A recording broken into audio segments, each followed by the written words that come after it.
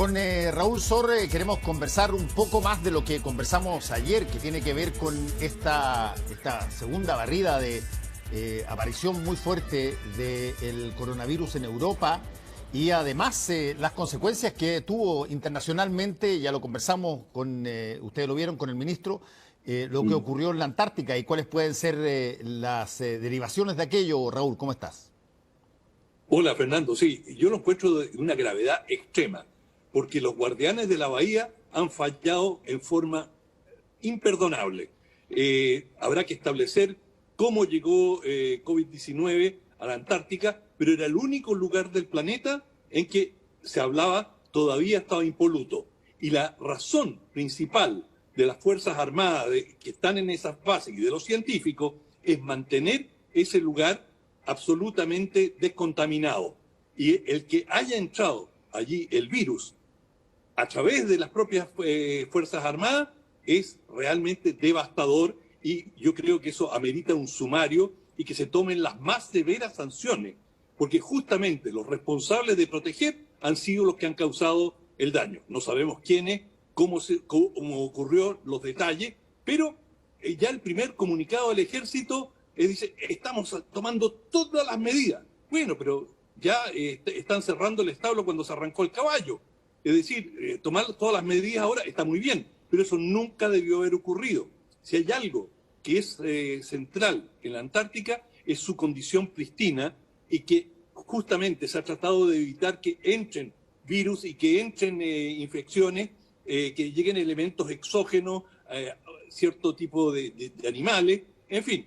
Y con esto, bueno, Chile se baña en lodo realmente, que el país es el que queda muy mal parado, porque la noticia que ha recorrido el mundo, yo he estado recorriendo la prensa, la gran noticia es que COVID entró a la Antártica y en una base del Ejército de Chile, y que hay decenas de personas contaminadas que, según el parte, ya han sido trasladadas al continente, pero el daño ya está hecho. Y es un daño de imagen realmente importante, sobre todo porque, como sabemos, la Antártica es un territorio que nadie puede reclamar, es un territorio internacional, y que todas las partes que están allí presentes deben colaborar en mantenerlo absolutamente virgen hasta donde ello sea posible.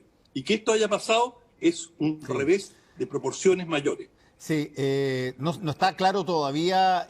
Cuando conversé yo con el ministro París hoy día, no tenían totalmente claro todavía, por eso había un sumario que se está siguiendo sobre cómo había aparecido esto. Habían varias versiones, surgió una versión de un barco de la Armada que habría llegado, pero también el ministro París abre la posibilidad de que, no sé si en el mismo barco o en otras circunstancias, se estaban haciendo algunas construcciones en la base, y en las construcciones venía gente del continente a trabajar, pero el hecho y eso es absolutamente indesmentible, lo dijo el propio ministro en la entrevista, es que aquí hubo una falla negligente de las medidas y los protocolos que se está buscando saber exactamente cómo ocurrió, pero que efectivamente, como tú dices, ya la noticia está expandida y, bueno, Chile fue responsable,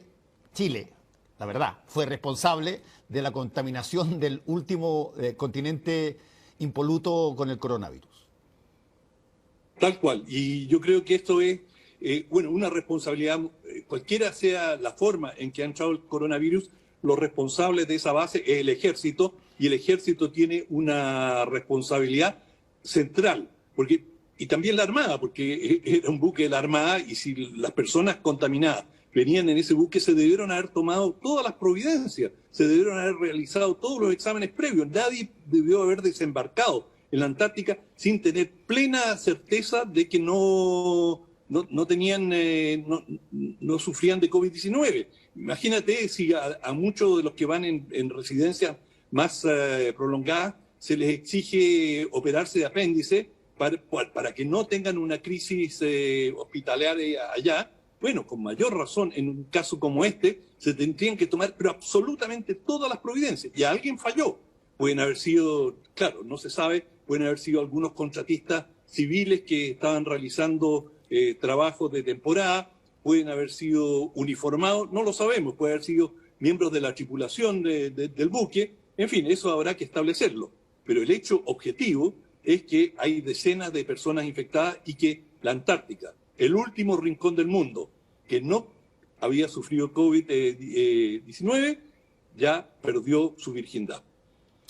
Así es, Raúl. Ahora, pégate un vistazo, si tú quieres, a lo que estábamos conversando ayer. Ayer estábamos conversando sobre lo que era este rebrote duro en Reino Unido y lo que significó en términos instantáneos, en términos de medidas de una serie de países que prohibieron la entrada de personas provenientes del Reino Unido, de Gran Bretaña, y eso de alguna manera conmocionó, dejó algún tipo de repercusión en el Reino Unido.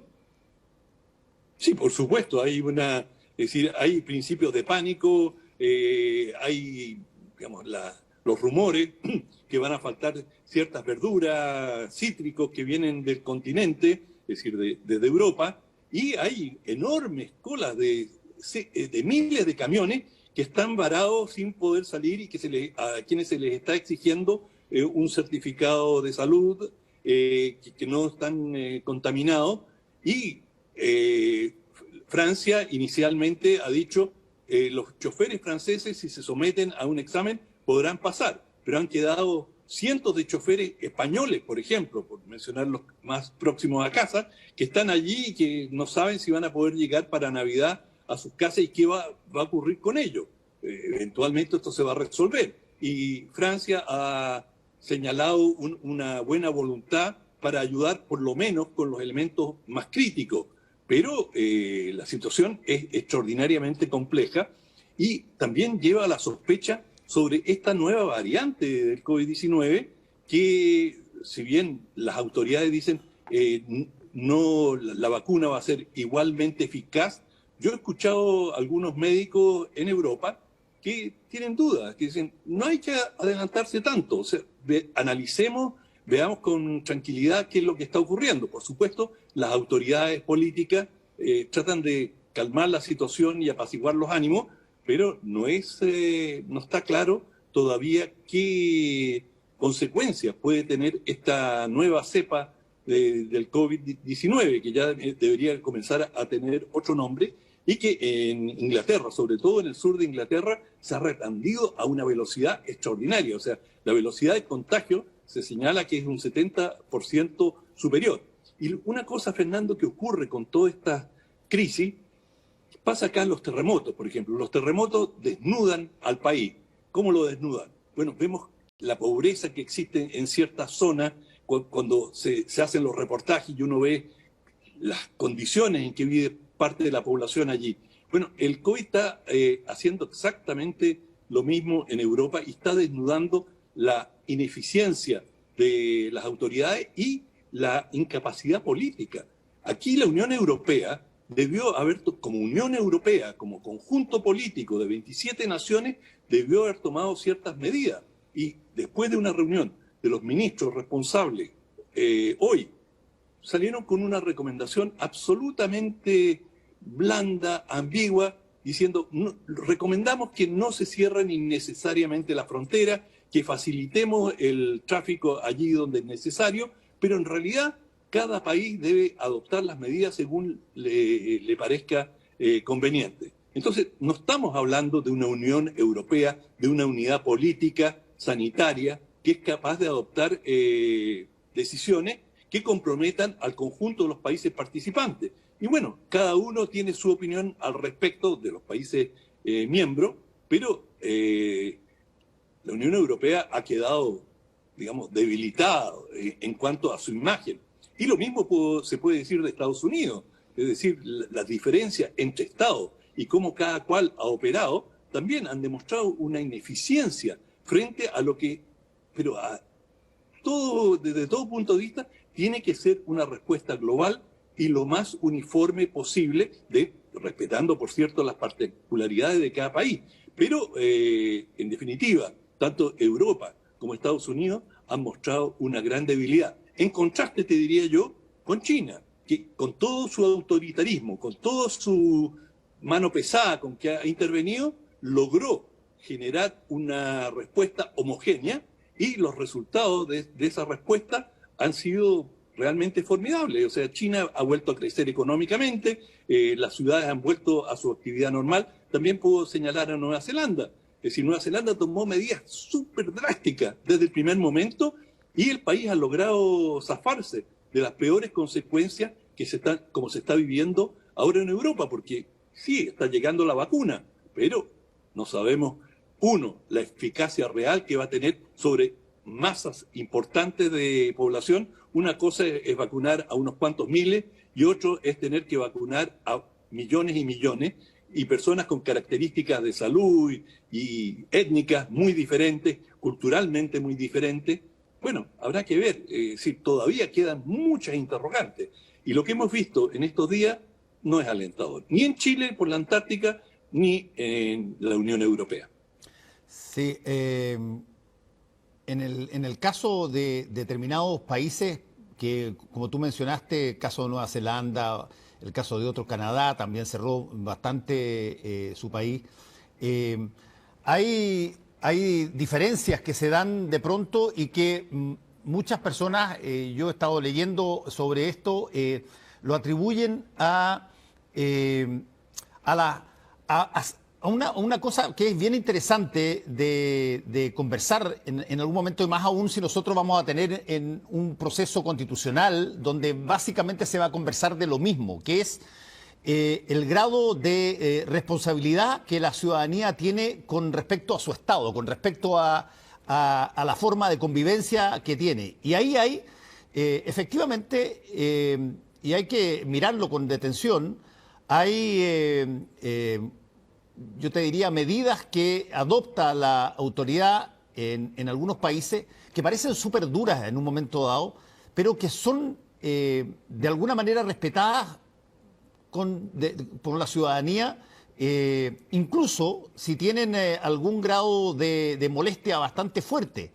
Y fue lo que pasó en Nueva Zelanda, por ejemplo, fue lo que pasó en varias de las otras islas, incluso Australia, que tuvo al principio un problema bastante grande, después generó las condiciones mucho más duras, pero tiene que haber una reacción ciudadana, y esa reacción ciudadana no es una cosa como de repente se dice, fruto de la decisión individual de cada persona.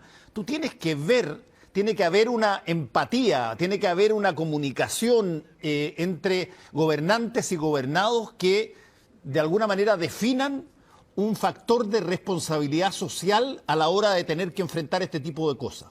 No tiene que ser algo que eventualmente quede a la disposición de cada cual, si es que te gusta o no te gusta, si es que estas cosas las hacemos o no las hacemos como si fueran voluntarias. Tiene que haber una suerte de adhesión, llamémoslo así, a la autoridad del Estado, y para eso tiene que ser esa autoridad del Estado digna de confianza de la ciudadanía. Y ahí hay problemas, porque tú tienes montones de países en América Latina, por ejemplo, donde se desbandan todas las cosas y tú tienes indicios muy grandes en las encuestas de esos países de una desconfianza muy feroz en términos de las instituciones y en términos de los gobernantes. Y eso se nota en este tipo de cosas cuando tienes que mandar instrucciones o fijar protocolos. Y bueno, la gente no cree en las autoridades o mira cómo las autoridades infringen los mismos protocolos y por lo tanto no sienten que tienen que cumplirlos ellos tampoco. Fernando, estoy 100% de acuerdo con lo que acabas de decir. Yo creo que hay un aspecto médico, la vacuna, pero hay un aspecto que es dominante y es el social y es la disciplina social. Y no es casualidad que el país más afectado sea Estados Unidos, donde empezando por el presidente Donald Trump, dijo no, si esto no va a tener mayores consecuencias, se negó a usar la mascarilla y permanentemente estuvo mofándose incluso de algunas de las medidas que se adoptaban y señalando que esto era casi una teoría conspirativa.